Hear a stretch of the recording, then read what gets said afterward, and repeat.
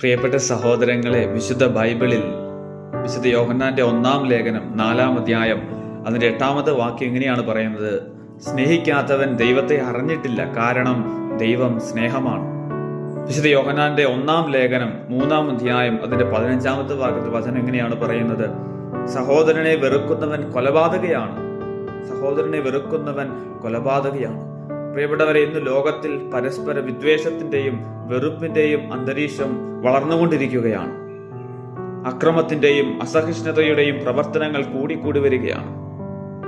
എന്നാൽ പ്രിയപ്പെട്ടവരെ, ഈ ലോകത്തിൽ നിലനിൽക്കുന്നത് സ്നേഹം ഒന്നു മാത്രമാണ്.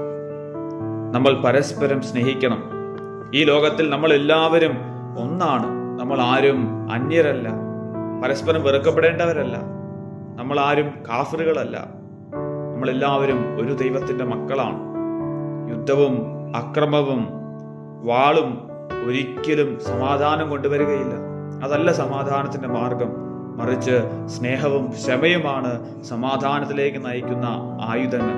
അതുകൊണ്ട് പ്രിയപ്പെട്ടവരെ, നമുക്ക് പരസ്പരം സ്നേഹിക്കാം, പരസ്പരം പ്രോത്സാഹിപ്പിക്കാം, പരസ്പരം പ്രാർത്ഥിക്കാം.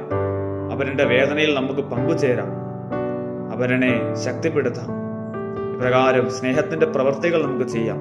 അങ്ങനെ ഈ ലോകത്തിൽ നമുക്ക് സ്നേഹം കൊണ്ട് നിറയ്ക്കാം, അക്രമം നമുക്ക് ഇല്ലാതാക്കാം. പ്രിയപ്പെട്ടവരെ, ദൈവം നിങ്ങളെല്ലാവരെയും സമൃദ്ധമായി അനുഗ്രഹിക്കട്ടെ. ആമേൻ.